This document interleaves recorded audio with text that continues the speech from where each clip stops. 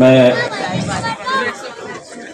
यहाँ पर स्टेज के ऊपर बैठे हुए मजलिस इत्तेहादुल मुस्लिमीन के तमाम जिम्मेदारान जनाब डॉक्टर गफ्फार कादरी साहब, मौलाना महफूज रहमान साहब, पार्टी के तमाम जिम्मेदारान, मैं माजरत के साथ ये कहना चाहूँगा कि मैं हर एक का नाम नहीं ले सकता हूँ क्योंकि वक्त का तकाजा है।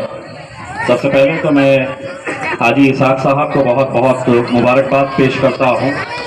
साथ ही साथ हमारे जितने दूसरे कॉरपोरेटर्स, उनके अपने अपने इलाकों के अंदर भी जो तरक्याती काम चल रहे हैं, उन सभी को मैं मुबारकबाद पेश करता हूँ कि आज अल्हम्दुलिल्लाह जब मैं इस रास्ते से आता हूँ तो मुझे कुछ साल पहले ये रास्ता कैसा हुआ करता था, ये इलाका कैसा हुआ करता था, और आज इस रास्ते पे जब मैं आता हूँ तो खुशी इस बात की होती है कि जिस यकीन और जिस भरोसे के साथ आप लोगों ने हमें चुन कर दिया था, ये रास्ता उसकी गवाही है।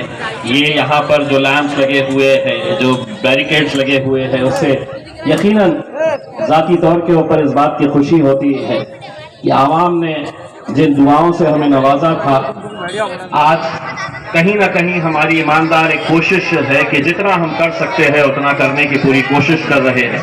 मैं ये दावा तो नहीं करता हूँ कि सारे मसले हल हो चुके हैं, लेकिन कई सालों का हिसाब हम अगर 3-4 साल के अंदर ही अगर कर पाए हैं, जितना भी बदलाव आप देख रहे हैं इस शहर के अंदर, अगर आपका कोई कट्टर मुखालिफिन भी रहेगा तो वो भी इस बात की गवाही देगा कि नहीं, शहर के अंदर कुछ ना कुछ तो अच्छा ज़रूर हुआ है, कहीं ना कहीं कुछ ना कुछ बदलाव आपको देखने को ज़रूर मिल रहा है शहर के अंदर।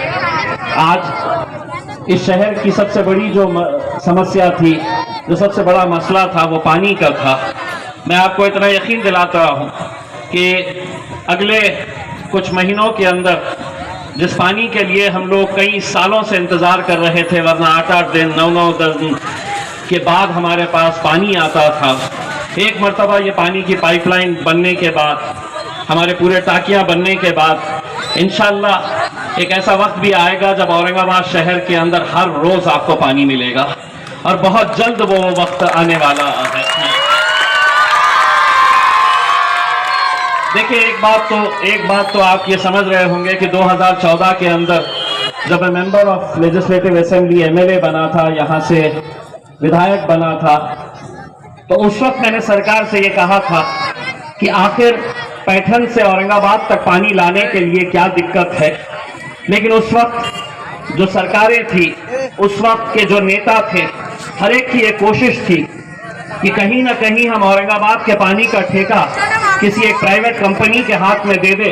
और वो प्राइवेट कंपनी किसकी थी? तो भारतीय जनता पार्टी के राज्यसभा के एक मेंबर ऑफ पार्लियामेंट की कंपनी थी, जिसे हम समांतर नाम से जानते थे।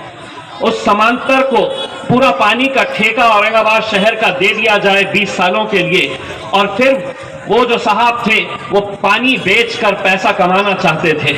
मुझे इस बात का फख्र है, इस बात की खुशी है कि एक तरफ पूरे सियासतदान थे, उस वक्त के हुकूमत में बैठे हुए भारतीय जनता पार्टी के MLA, MP, शिवसेना के मंत्री, सभी लोग एक तरफ थे। और जब देवेंद्र फडणवीस साहब ने उस वक्त मीटिंग कॉल करी थी, जब मैं MLA था और वो मुख्यमंत्री थे, तो उन्होंने एक बात कही थी कि अगर इम्तियाज जलील तुम अगर ये पानी का हमारा विरोध करेंगे तो अगले 20 साल तक तुमको पानी औरंगाबाद शहर को नहीं मिलेगा। मैंने उनको उसी वक्त उस मीटिंग के अंदर कहा था, मुझे ये बताओ कि अगर पानी ला रहे हैं तो ये समांतर कहां से पानी लेकर आ रही है? उसी पैठन से लेकर आ रही है, जहां से मैं चाहता हूं कि आप एक लाइन डालें। अगर उस वक्त वो सुन लेते तो शायद आज हमारे एक घर के अंदर हम पानी पहुंचाने का काम कर सकते थे। लेकिन उन्हें एक बात समझ में आई थी कि पूरे के पूरे एक तरफ खड़े हुए थे और मैं अकेला एक तरफ खड़ा हुआ था और सरकार को ललकार रहा था।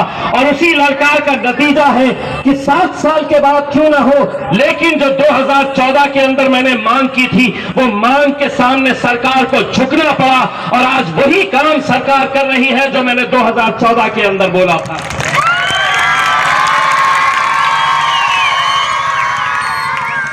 और ऐसा नहीं बोला था, आप लोगों की ताकत की बदौलत उनके बड़े बड़े अधिकारियों को बोल दिया था कि तुम्हारे में कितनी हिम्मत है, तुम कोशिश करके देखो।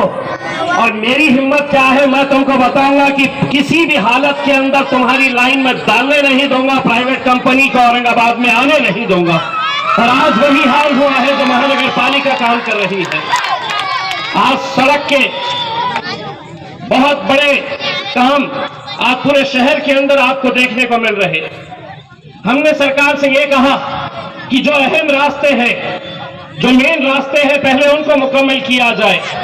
बाकी अंदर मोहल्लों के अंदर भी कई ऐसे इलाके हैं जहां पर सड़कों की हालत बहुत खराब है, उसे भी हम इंशाअल्लाह जितना जल्द से जल्द हो सके वो मुकम्मल करने की कोशिश करेंगे। आज जैसा हाजी इसाक साहब ने बताया है कि 80 लाख रुपए के ड्रेनेज का काम हो रहा है, पानी का काम हो रहा है, उसके फौरन बाद यहाँ पर सड़क बनाने का काम होगा। अयूब जागीरदार साहब जो पड़ोस के अंदर है, उनके भी तकरीबन 80 लाख रुपए के काम जो अगले हफ्ते जिसका उद्घाटन करने के लिए जा रहे हैं। मैं ये कहना चाहूंगा कि ये अकेले मेरे बस की बात नहीं थी, या हम जितने भी यहाँ पर बैठे हैं सिर्फ अकेले उन लोगों के बस की बात नहीं थी। ये आप लोगों की दुआएं थी, आप लोगों का साथ था, आप लोगों की ताकत थी कि जिसकी वजह से बड़े बड़े सरकारी अधिकारियों को भी झुकना पड़ रहा था। कहीं ना कहीं उन्हें भी ये एहसास हो रहा था कि नहीं, मजलिस वाले हैं, इनका काम हमें करना पड़ेगा। और आज हमारे इलाकों के अंदर जितने काम हम देखने को मिल रहे हैं, यकीनन आप लोगों की दुआओं का नतीजा है। आगे और भी मंजिलें तय करना है, आगे और भी बहुत काम बाकी है, लेकिन मैं आप लोगों से सिर्फ इतना अपील करना चाहूंगा कि जो मोहब्बतें आप लोगों ने हम पर निछावर की थी, मैं आप लोगों का तहे दिल से शुक्रिया अदा करता हूं। नासिर सिद्दीकी साहब ने कहा कि 2 दिन पहले मुझे पूना में एक अवार्ड मिला, बेहतरीन खासदार का एक अच्छा एमपी का अवार्ड वहां पर पूना के एक बड़े इंस्टीट्यूशन के अंदर दिया गया। मुझे खुशी इस बात की नहीं थी कि वो अवार्ड इम्तियाज जलील को मिल रहा, लेकिन जब तारुफ कराया जा रहा था, मेरा खुशी मुझे उस बात की थी जब उस लेडी ने तारुफ करना शुरू किया कि ये औरंगाबाद के मजलिस इत्तेहाद अल मुस्लिमीन के खासदार इम्तियाज जलील है।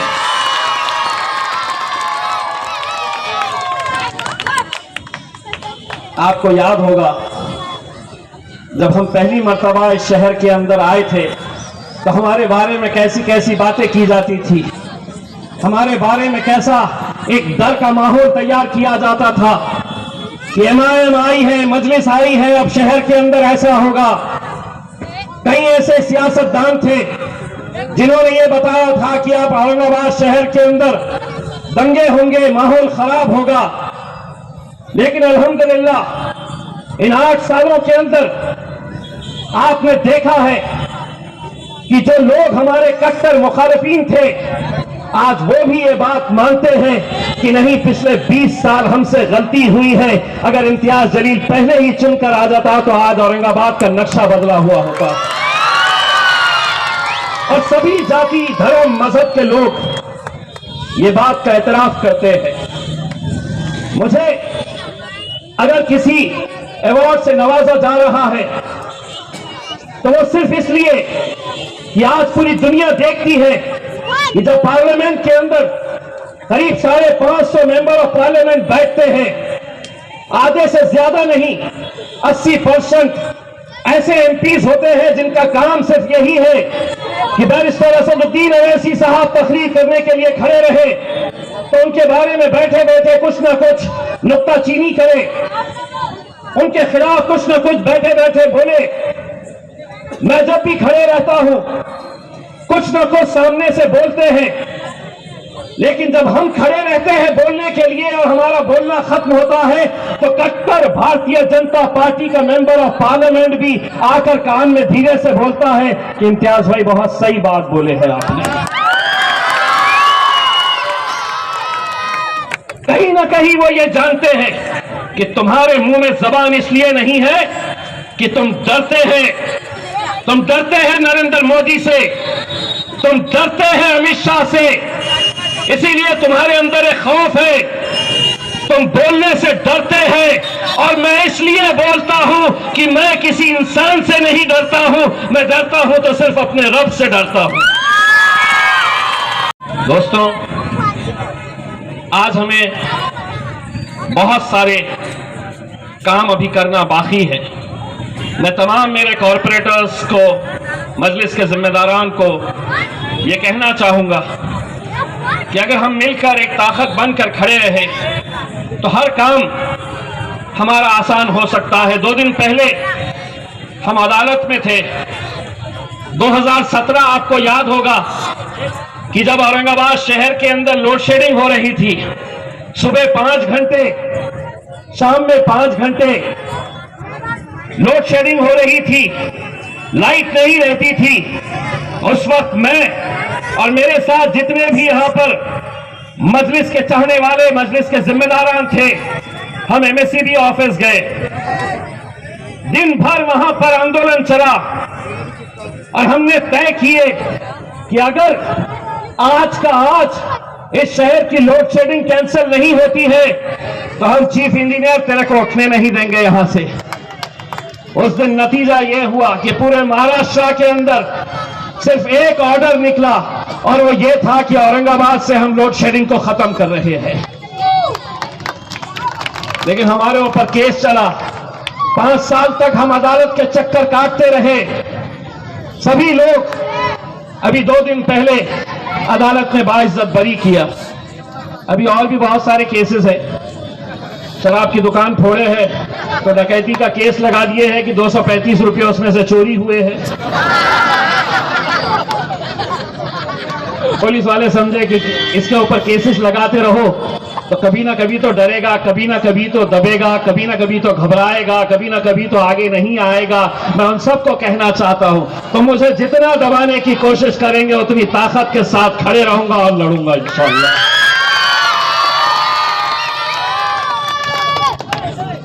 आज पार्लियामेंट के अंदर मेरे भाइयों, पहले लोग असदुद्दीन अवैसी साहब जब आते थे बोलने के लिए तो जितने भी उनके मुखालिफिन हैं अलग अलग पार्टियों के, चाहे वो कांग्रेस के हो, राष्ट्रवादी के हो, भारतीय जनता पार्टी के हो, शिवसेना के हो, वो उनके एमपीज आते और मुझसे पूछते कि आज बोलने वाले हैं क्या अवैसी साहब। मैं बोलता हाँ आज बोलने वाले हैं। तो बोले क्या बोलने वाले हैं? मैं बोला तुम्हारी बजाने वाले हैं। और अल्हम्दुलिल्लाह आज ये हालत है कि हम 2 हैं, लेकिन अल्हम्दुलिल्लाह ये हालत है कि 3 टाइम का एमपी हो, 4 टाइम का एमपी हो, अगर किसी से पूछ ले कि ये कौन है तो बताएगा नहीं, लेकिन 550 में से किसी से भी पूछ लो कि ये कौन है तो बताएगा कि औरंगाबाद का मजलिस से इत्तेहादुल मुस्लिमीन का एमपी इम्तियाज जलील है। ये पहचान हमने बनाए है। आज मैं तमाम आप लोगों का तहे दिल से शुक्रिया अदा करता हूं कि आप लोग इतनी तादाद के अंदर आए हैं। मुझे मालूम है कि कल से यहां पर काम शुरू होने वाला है। कुछ तकलीफें जरूर होंगी आप लोगों को, सारे रास्ते खोद दिए जाएंगे अंदर जाने के, लेकिन थोड़े दिनों के लिए आपको ये तकलीफ सहनी पड़ेगी, क्योंकि ये काम जो है ये आपकी अच्छाई के लिए किया जा रहा है, आपकी भलाई के लिए किया जा रहा है। इस इलाके के अंदर जो पानी की तकलीफ है उसे दूर करने के लिए किया जा रहा है। मैं सिर्फ हमारे अयूब जागीरदार साहब, हाजी इसाक साहब और मजलिस के तमाम जिम्मेदारों को ये कहना चाहूँगा कि हमने ये सड़क बनाई है लोगों के लिए कि ताकि लोग इस सड़क के ऊपर अच्छी तरीके से चल सके, यहाँ से गाड़ियों का बिना किसी रुकावट के। लेकिन अगर सड़क को ही हमने अगर पार्किंग बना दिए, पूरे सड़क के ऊपर ही अगर हमने गाड़ियां खड़े कर दिए, गाड़ियां खड़े करने वाले कितने होंगे? 10 गाड़ी, 15 गाड़ी, 20 गाड़ी। लेकिन उन गाड़ियों की वजह से जो आम लोगों को तकलीफ होती है, मैं आम लोगों के साथ खड़े रहने वाला हूं। इसीलिए ये हमारे पार्टी के जिम्मेदारों की जिम्मेदारी है कि जो भी सड़क के अंदर रुकावट लाने का काम कर रहा है वो गाड़ियां वहां से हटाने की जिम्मेदारी आप लोगों की है। बड़ी मेहनत से सड़क बनाई गई है, बड़ी मेहनत से ये काम किया जा रहा है, और अगर चंद लोगों की वजह से कुछ रुकावटें आ रही है तो वो दूर होना चाहिए, सबकी भलाई के लिए। दूसरी एक बात जो मैं दिल से कहना चाहता हूं, मेरे भाइयों से, मेरे बच्चों से, दोस्तों नशे से दूर रहिएगा। किसी का कोई भला नहीं होने वाला है। मैं आज जब अस्पताल में जाकर देखता हूं कैसे हमारी नौजवान नस्ल को बर्बाद किया जा रहा है, एक सोची समझी साजिश के तहत। बेचने वाला भी तुम्हारा ही है, इस्तेमाल करने वाला ही तुम्हारा है। क्यों हो रहा है, कभी सोचे है? गौर से सोचिए। एक साजिश कि किरारपुरा, कटकट गेट, जिनसी इलाका, टाउन हॉल का इलाका हमारी नौजवान नस्लों को अंदर से खोखला कर दिया जाए। बेचो, जितने नशा बेच सकते हो इन इलाकों के अंदर बेचो। इस्तेमाल भी इन्हीं इलाकों के अंदर करवाने लगाओ। आज अपनी आंखों के सामने आप खुद देख रहे कि कितने नौजवानों को इस जहर की लत लग चुकी है। कितने नौजवान जो कभी हट्टे कट्टे हुआ करते थे आज खोखले होते जा रहे। नशे का ऐसा लत लगा दी जा रही है। मैं तो बार बार ये कहते आया हूं, आप बताइए, अगर किसी इलाके के अंदर कोई नशे का कारोबार कर रहा है, कोई नशा बेच रहा है, आपको मालूम है, लेकिन अगर आप खामोश है तो ये समझ लीजिए कि ये जहर कल आपके घर में भी आ सकता है। अगर डर रहे हैं बताने के लिए पुलिस को, तो मुझे बताइए। मैं आपको वादा करता हूं, जिस दिन आपने मुझे बताया, पुख्ता जानकारी दी, 24 घंटे के अंदर उस धंधे को उस इलाके से बंद कराने की जिम्मेदारी अगर पुलिस नहीं निभाएगी तो इम्तियाज जलील निभाएगा आप लोगों के साथ।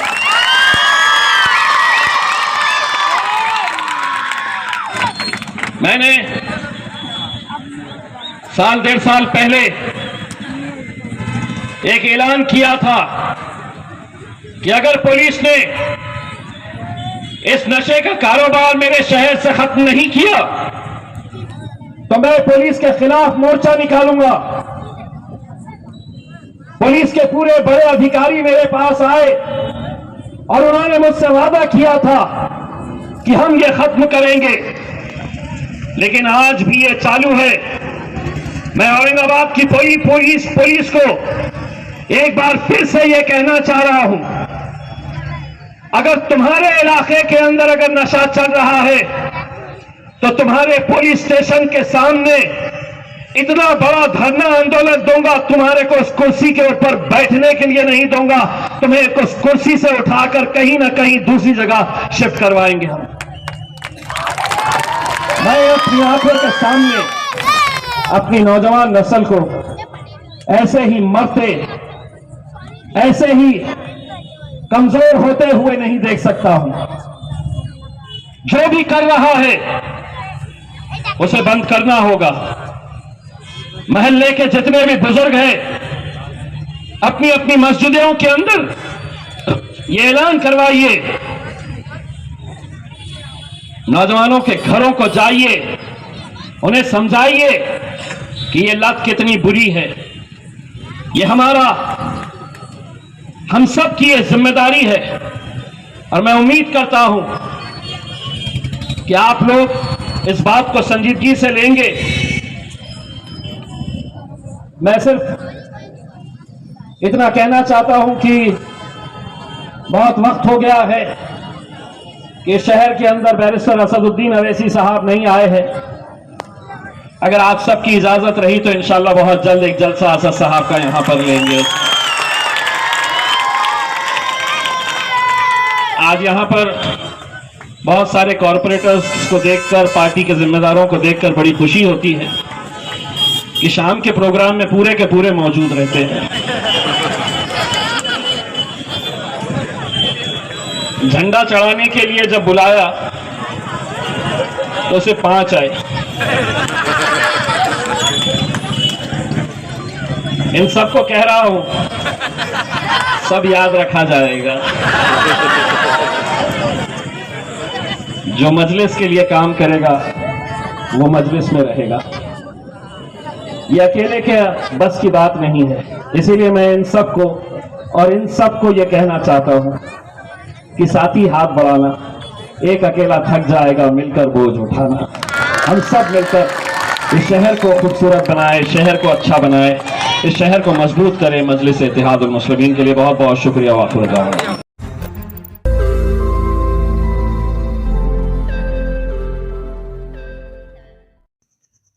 रोज नई खबरों को देखने के लिए हमारे औरंगाबाद समाचार चैनल को सब्सक्राइब कीजिए और नोटिफिकेशन पाने के लिए हमारे बेल आइकन को दबाइए ताकि हर खबर की नोटिफिकेशन आपको मिलती रहे।